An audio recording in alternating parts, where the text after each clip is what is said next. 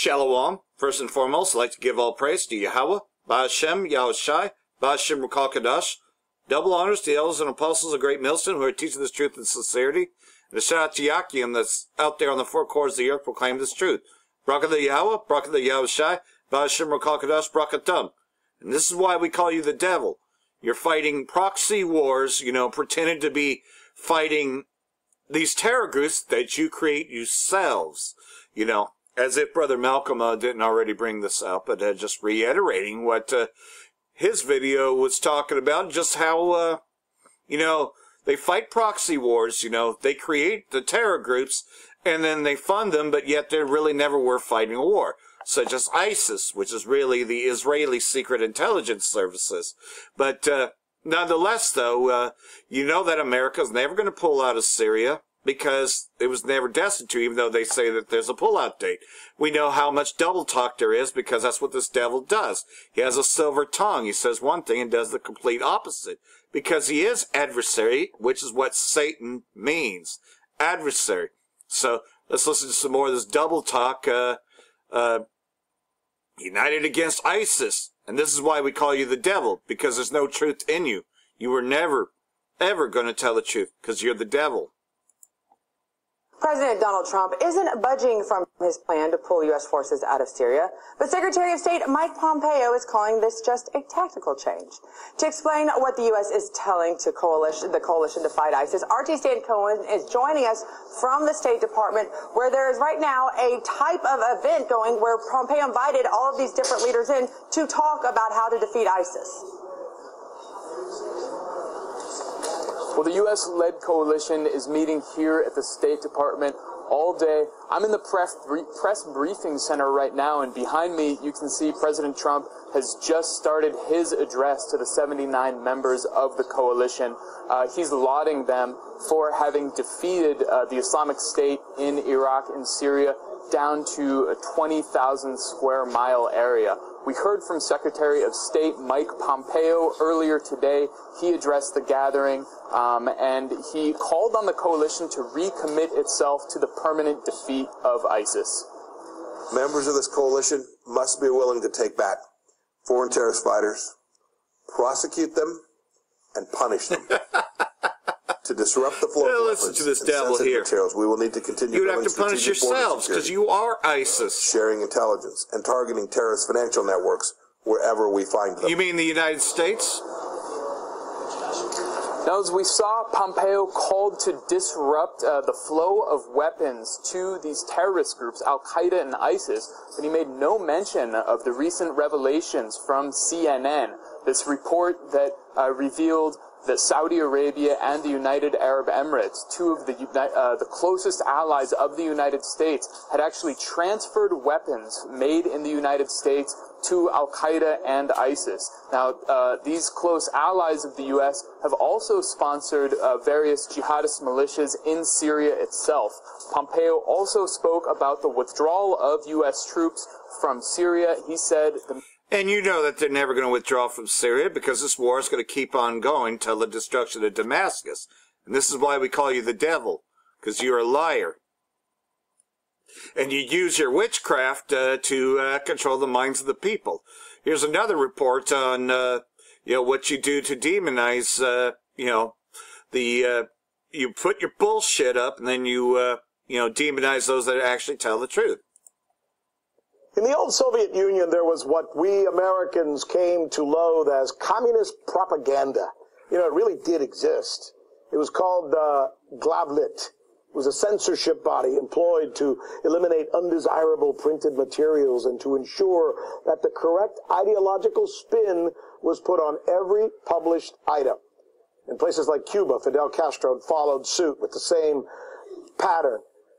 Cuba is where I was born, by the way, so of course I saw some of the worst examples of that there. But by far, the worst ever when it comes to propagandists was Joseph Goebbels. That's right, Goebbels. He was the Nazi minister of propaganda. So we've always been, somewhat perplexed by the whole theory of propaganda. Here in America, with the exception of the argument that can be made about the voice of America, which is really more external, we've never really engaged so much, at least not openly, on internal propaganda, trying to, change the minds of American people until now. Here's RT America's Dan Cohen with this report. The State Department has announced Leah Gabrielle to head its Global Engagement Center. This was created by the Obama administration in 2016, supposedly to counter Islamic State propaganda. Now, under Donald Trump, its mission has shifted, supposedly to counter Russian and Chinese propaganda. At one point, Leah Gabrielle's appointment to head the Global Engagement Center might have raised some eyebrows. Before her stint as a Fox News reporter, she spent 12 years in the military. Gabrielle was trained by the CIA as an intelligence operative, worked in the Defense Intelligence Agency, and oversaw a naval intelligence program. But that's all we know about her. Everything else about her intelligence background is classified information. And Gabrielle is hardly a transparent pick for someone supposed to be protecting the American public from foreign propaganda. But is this Global Engagement Center creating domestic propaganda in the name of countering foreign propaganda? Here's what Richard Stengel, the man who helped create and oversee the Global Engagement Center, had to say about propagandizing American citizens. My old job Which is what school is, what people used to joke as the chief propagandist job. We haven't talked about propaganda. Propaganda, I'm not against propaganda. Every country does it, and they have to do it to their own population, and I don't necessarily think it's that awful. That's the very same Richard Stengel who appeared on MSNBC on Thursday warning about Russian propaganda. So there's a whole elaborate Russian ecosystem that we've really seen highlighted since Donald Trump has become president. And it actually starts with the Internet Research Agency in St. Petersburg, which is the troll farm that did all of the disinformation during the election. Putin's own kind of ideologues will pronounce something, it'll be on Russian. See how they demonize each other and just, they flip the coin on each other, which is Egyptian against Egyptian. You gutter rats, man, you can't even, get your stories straight. But of course, because you're nothing more than a propaganda tool. And you say propaganda's good, and then you say it's bad if somebody else does it, which it's all you doing it to each other. You're exposing yourselves because you're naked. And more than anything else, especially once Friday comes out, they could, anytime after that, shut down the government permanently, which is why I think that, more than anything else, that, Jade Helm 2019 in full effect, nobody knew that, these, Black Hawk helicopters would be training until they actually saw them. So let's take a look here because, and also I, know that Long Beach is also seeing a lot of military activity. They're getting ready for the shutdown. The permanent shutdown, the one that does send everybody through the loop. That you'll only see on 9 tonight. The LAPD and elite military units conducted extraordinary counterterrorism training in the skies above which the only terrorists of the United States government itself. KCAL 9's Juan Fernandez is live in Sky 9 to show us some incredible images that we captured tonight. Juan? Indeed, Rick, what we saw tonight is something you normally do not see over the skies of Los Angeles. We're going to take you live outside, give you an idea where all this was going on over downtown Los Angeles and in the area surrounding it. Special military operation forces in conjunction with the LAPD conducting some military maneuvers that had many people wondering what is going on. We already know how corrupt LAPD is. Dive. Military maneuvers by Special Operation Forces in full swing over the skies of Los Angeles. Our cameras were there when a Black Hawk helicopter and 4 OH-6s, or Little Birds, flew over the city. By the way, we have them in Reading. This is the U.S. Bank building where they hovered for a while before flying to their next target. 1 o'clock, very low. At one point, they made what appeared to be a drop-off at a park. Within seconds of landing, the helicopter was back in the air. Oh, this is full push. Then, while over the Staples Center, while the Lakers played inside, you can see someone on board sitting with his legs hanging off the side of the chopper. While the training is hush-hush, the LAPD, which is assisting the military, says this is routine training with the focus on urban environments. The staging area tonight, Dodger Stadium. Chief Warrant Officer David Duran was a U.S. Army aviator for 12 years. He now flies Black Hawk helicopters for the National Guard in California. He says what we're seeing tonight could be a dry run for a future mission. They do a lot of mock-up training but it's always best to dry run for a future mission. That mission is to encamp, and pretty much it's going to come down on all. He causes all, both small and great, rich and poor, free and bond, to receive a mark in their right hand or in their foreheads, that no man can buy, sell, or trade save he that has the mark. And that's what it's really about, is the fact that they're going to institute martial law. They're going to be locking everybody down. And within the martial law, that's when the RFID will come out, you know. And we're just seconds away. And that's why we call you the devil, because your final imprisonment is to get everyone on them chips. And so we also know that you're kidnapping children, you're trafficking them, and of course you're chipping them. We know what you're doing. We know you devils. That's why we call you the devil. Now, we know that children are being separated from their parents at the border of the U.S. when the migrants do come in through the southern border. Now, we know that that separation has taken place and that the Trump administration has admitted that these children will never be reunited with their parents. But what's worse than this fact is that it's now been identified exactly what's been happening to these children thanks to the investigations carried out by, more than one source. These children are being given over to Christian child traffickers. Let me explain. Now, it turns out that they were likely human trafficked through a Christian adoption agency that is linked to Education Secretary Betsy DeVos.